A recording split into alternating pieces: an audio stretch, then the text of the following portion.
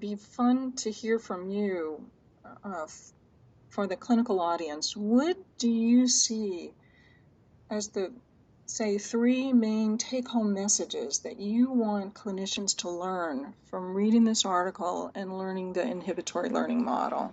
Okay. Yeah, I think the 3 main messages are, as you start to work with an individual and you start to design an exposure practice, instead of thinking, how do I get rid of the fear? How do I lessen the person's fear? Shift your attention over to, what does this person really need to learn in order to eventually be less afraid or more able to function in their life? And so that's the first question. What do they really need to learn that's currently driving them to be so fearful and so avoidant that that will eventually result in improvement in their distress and functioning? That's first. So that would be an individualized case conceptualization of what is the key thing this person is not understanding and needs to understand. Yes. Okay. Secondly, how can I design the exposure experience to maximally benefit that learning? So again, instead of focusing on let's do the exposures in such a way that fear declines, it's more about what experience will most violate, is the word we use. It's an interesting word, but most violate that person's current expectancies.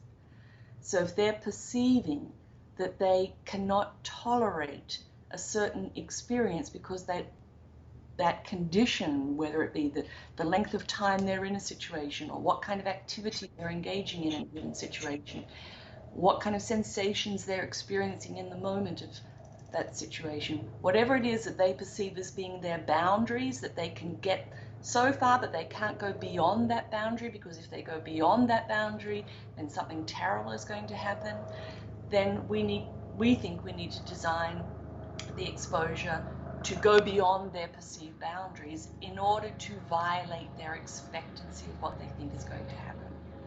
So that's the second main point. And then the third main point, so just to summarize, the first one is think about what an individual needs to learn. Second is design the exposure to maximally violate their expectancy in order to create the most potent learning possible. And then third, remember that learning is probably taking place not only during the time that you're with that client as they're going through exposure, but in the hours and days afterwards as well. And that period of consolidation, as we call it, is just as critical as in the moment. Hence, how much their fear has reduced in the moment is not really a good index, because it's not tapping into the underlying mechanisms of learning, which probably are going on for the hours and weeks in between all the exposure sessions. So we need to think, learning is an implicit process that's happening all the time, and how do we structure experience around that?